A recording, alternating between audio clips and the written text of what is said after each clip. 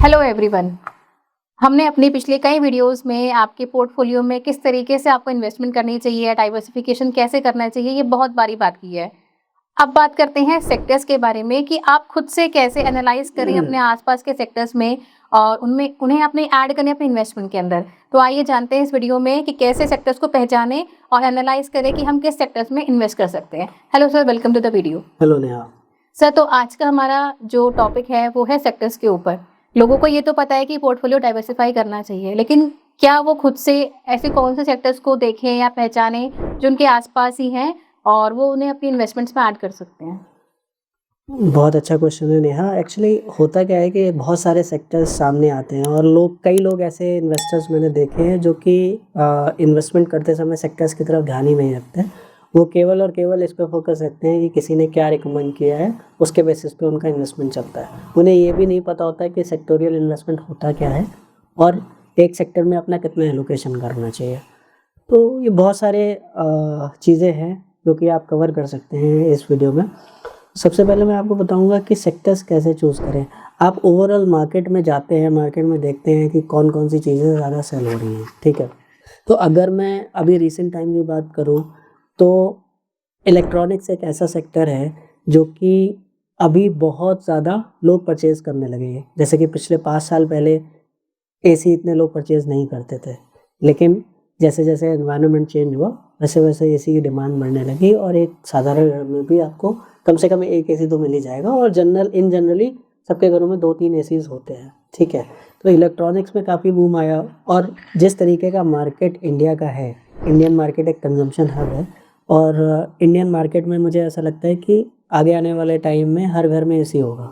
In fact एक data ये भी बताता है कि केवल और केवल 25% घरों में अभी एसी हैं, बाकी 75% घरों में अभी भी एसीज या और इलेक्ट्रॉनिक आइटम्स आने बाकी हैं।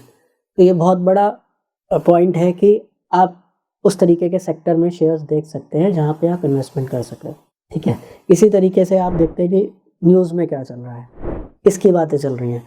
तो अगर आप न्यूज़ देखते हैं तो आपने देखा होगा कि गवर्नमेंट का काफ़ी फोकस है कि वो पोल्यूशन को कम करने के लिए ईवी पे बहुत ज़्यादा फोकस कर रही है। तो ईवी एक ऐसा सेक्टर है जहाँ पे गवर्नमेंट का फोकस है और वो ये चाहती है कि जल्दी से जल्दी हमारा जो पेट्रोल और डीजल का कंजम्पशन है वो धीमे धीमे कम हो, वो ईवी में कन्वर्ट हो। इसके अलावा हाइड्रो पावर एक निकाल के लाए हैं ये सेक्टर, जहाँ पे पेट्रोल डीजल से हाइड्रो पावर में कन्वर्जन आ जाए।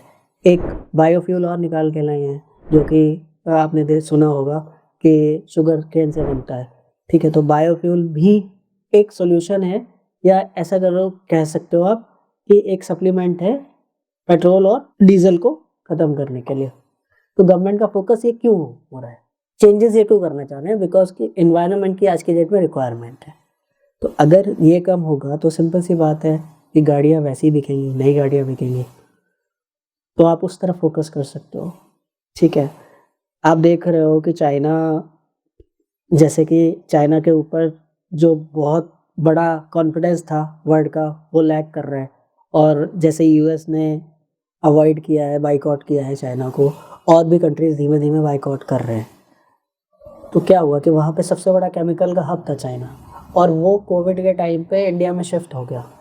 तो आप केमिकल इंडस्ट्री को भी एक अच्छे नज़रिए से देख सकते हैं। इस तरीके से आप देखें कि क्या चीज़ें चल रही है आज की डेट में।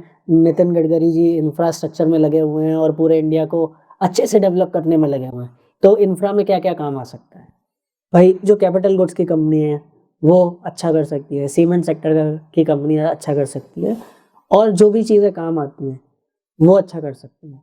इसी तरीके से मोदी जी की एक योजना चल रही है जिसमें कि आप देख रहे होंगे कि उन्होंने हाउसिंग के लिए काफ़ी अच्छा काम किया है कि सस्ते घर लोगों को मिले, जिससे कि एक लोअर मिडिल क्लास बंदा उसको अफोर्ड कर पाए और अपना आशियाना बना सके। तो आपको ये देखना है कि मार्केट में क्या चीज़ें आ रही हैं, न्यूज़ किस देश पे चल रही हैं, किस सेक्टर पे फोकस गवर्नमेंट का ज़्यादा है, कहाँ पे एक्सपेंशन होने के चांसेस हैं, और कहाँ पे अभी रिक्वायरमेंट है कि अगले 20 सालों में उस सेक्टर में तरक्की हो, ठीक है।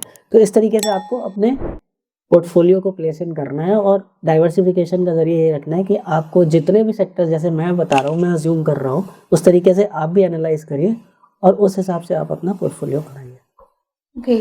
तो सर जैसे कि आपने बताया कि हम अपने आसपास के डिमांड को देखें, जो चीज़ें गवर्नमेंट फ़ोकस कर रही है या लोग जो पसंद कर रहे हैं। सर क्या ऐसा भी हो सकता है कि जो सेक्टर्स या जो चीज़ें अब तक चलती आई हैं, जहाँ लोगों का ज़ोर रहा है उन चीज़ों को यूज़ करने में या गवर्नमेंट का रहा है, वो आगे चल के चेंज भी हो सकती हैं। तो ऐसे में अगर वो चीज़ें ऑलरेडी किसी के पोर्टफोलियो में हैं, तो वो उन्हें पहचान के आगे चेंज कर सकते हैं और तो करना सही है या नहीं है सर? बिल्कुल करना चाहिए। देखिए, एक दौर था जब एचएमटी एक बहुत बड़ी कंपनी हुआ करती थी।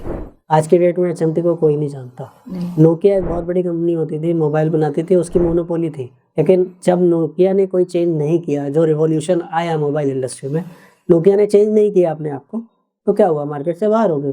तो ऐसे बहुत सारी इंडस्ट्रीज़ हैं जो मार्केट से बाहर हो रही हैं धीमे-धीमे, बिकॉज़ ट्रेंड इज़ चेंजिंग।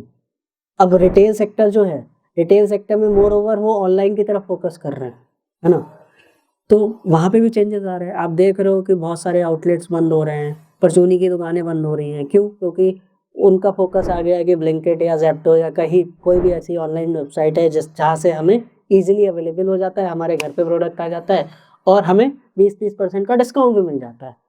तो इंसान ईज़ी काम करना चाहता है और माइंडसेट शिफ्ट होता है वैसे ही वैसे वो बिज़नेसेस डाउन ट्रेंड की तरफ चले जाते हैं। तो आपको ये देखना है कि अपने पोर्टफोलियो में अगर ऐसा कोई स्टॉक है, तो आप उसको अवॉइड कर सकते हो। इसका मेन एग्ज़ाम्पल मैं आपको दूँगा कि बिग बाज़ार। बिग बाज़ार कितना अच्छा चलता था और आज की डेट में बिग बाज़ार के आउटलेट्स धीमे-धीमे बंद हो गए। फ्यूचर रिटेल ग्रुप ही खत्म हो गया एक तरीके से। तो अगर हम सर सेक्टर्स वाइज़ भी इन्वेस्ट कर रहे हैं अगर, तो वो भी हमें टाइम टू टाइम रिव्यू करता रहना चाहिए कि वो पर्टिकुलर सेक्टर अब उतना परफ़ॉर्म कर भी रहा है या नहीं कर रहा है, ये मतलब है सर कहने बिल्कुल, का? बिल्कुल रिव्यू तो करते ही रहना पड़ेगा। देखिए, अगर आप अपने पोर्टफोलियो का रिव्यू नहीं करेंगे और आइडल एक किसी भी चीज़ पे आप ध्यान नहीं दोगे, तो वो चीज़ खराब होने वाली है। सिंपल सी बात है। मतलब ऐसा नहीं कि अब हमने ठीक है, हमने आज के हिसाब से या आने वाले टाइम के हिसाब से ये सेक्टर्स चूज़ कर लिया और हम इन्वेस्ट करके बैठ गए हैं, तो वो भी सही नहीं है। हमें फिर भी रिव्यू की ज़रूरत तो है ही। एटलीस्ट साल में 1 बार तो रिव्यू की ज़रूरत है। Okay sir. तो सर आपके हिसाब से अगर कोई भी इन्वेस्टर है जो ये चाहता है कि मैं नेक्स्ट 5 सालों के लिए इन्वेस्टमेंट करूँ, तो वो कौन से ऐसे 5 फैक्टर्स को मतलब कंसीडर कर सकता है सर? देखिए, सबसे पहले सेक्टर जो मेरे समझ में आता है, वो आता है बैंकिंग सेक्टर। बैंकिंग सेक्टर सदाबहार है, कोई भी बिज़नेस चलेगा तो चैनलाइज़ बैंकिंग के थ्रू होगा। आज की डेट में यूपीआई और ऑनलाइन ट्रांज़ैक्शंस का इतना दौर हो चुका है कि आप ये समझ लीजिए कि बैंकिंग में बहुत इन्फ्लो है, ठीक है? इसके अलावा जैसे-जैसे इंडिया ग्रो करेगा, फिज़िकल डेफ़िसिट घटेगी, तो बैंकिंग को ही सबसे बड़ा फ़ायदा होने वाला है। पीएसयू बैंक्स को ज़्यादा फ़ायदा होगा, प्राइवेट बैंक्स को कम फ़ायदा होगा बट इसलिए मुझे बैंकिंग सेक्टर बहुत अच्छा लगता है और आगे आने वाले टाइम में मुझे लगता है कि आपको बैंकिंग सेक्टर में एटलीस्ट इन्वेस्टमेंट करके रखना चाहिए। एक अपना 5-10% का पोर्टफोलियो का प्रोपोर्शन आप बैंकिंग सेक्टर में ज़रूर लगाएँ, ठीक है? तो पहला सेक्टर हो गया बैंकिंग सेक्टर, दूसरा मैं सेक्टर लूँगा आईटी सेक्टर। देखिए, अभी तक आईटी सेक्टर उतना नहीं चला पिछले 4 सालों में as compared to other sectors. तो मुझे ये लगता है कि अब आईटी का दौर आ सकता है। बेसिकली है क्या कि जितने भी आप नए सेटअप्स आ रहे हैं, स्टार्टअप्स आ रहे हैं, ठीक है? आप देखोगे वहाँ पे सबसे ज़्यादा रिक्वायरमेंट किसकी है? इंफ्रा आईटी इंफ्रा की रिक्वायरमेंट है और टेलीकॉम की रिक्वायरमेंट है। तो इसलिए मुझे लगता है कि आईटी अच्छा चल सकता है अगले 5 सालों के लिए। और दूसरा एक एस्पेक्ट मेरा ये भी है कि अभी ट्रम्प भी चुने गए हैं और वो 20 जनवरी को शपथ लेने वाले हैं। तो उस पॉइंट ऑफ व्यू से भी मुझे आईटी अच्छा लगता है। तीसरा सेक्टर है अपना केमिकल सेक्टर। केमिकल सेक्टर में भी जैसे मैंने आपको बताया कि चाइना से पूरा बिज़नेस शिफ्ट हुआ है, इंडिया की तरफ आया और इंडिया एक अपने आप में ही बहुत बड़ा कंज़म्पशन हब है। तो इंडिया के अंदर भी विदिन इंडिया और इंडिया के बाहर भी केमिकल्स की डिमांड तो काफ़ी अच्छी है, ठीक है। बस हाँ, ये है कि पिछले 2 सालों में जो स्लो डाउन आया है, उसको मुझे ऐसा लगता है वो फुली कंपनीज़ कोप अप कर जाएँगी और रिटर्न जनरेट होना शुरू हो जाएँगे। चौथा सेक्टर है डिफेंस का सेक्टर। डिफेंस सेक्टर में क्या है कि डिफेंस सेक्टर में अगर आप देखोगे कि इंडिया में बहुत पहले इंडिया जो था वो नेट इम्पोर्टर था। आज की डेट में डिफेंस सेक्टर में इंडिया एक्सपोर्ट करने लगा है। तो ओवरऑल अगर आप देखेंगे इंडिया की ग्रोथ स्टोरी को तो उसमें डिफेंस का बहुत बड़ा पार्ट निकल के आया है और मुझे लगता है कि अगले 2-3 सालों में डिफेंस में काफ़ी अच्छा ग्रोथ देखने को मिल सकता है। तो आप डिफेंस को ज़रूर अपने बास्केट में रख सकते हैं। और लास्ट सेक्टर है ईवी एंड सोलर, ठीक है। सोलर में क्या है कि आप देख ही रहे हो कि हर जगह पे अब इलेक्ट्रिसिटी का काफ़ी रिक्वायरमेंट है, अब ईवी की तरफ शिफ्ट हो रहा है, ठीक है? इसमें क्या है कि ये बहुत वास्ट सेक्टर है। इसमें सोलर से रिलेटेड, इंजीनियरिंग से रिलेटेड, टेक्नोलॉजी से रिलेटेड बहुत सारी कंपनीज़ ऐसी आएँगी, जो अभी तक टेक्नोलॉजीज़ आई नहीं है। बिकॉज़ क्या होता है कि कोई भी जब स्विच होता है, जैसे कि पेट्रोल से मैंने आपको बताया पेट्रोल, डीज़ल से हम ईवी की तरफ स्विच हो रहे हैं, ठीक है? तो पेट्रोल से जो पावर जनरेट होती है, उसका फिलामेंट डिफरेंट था।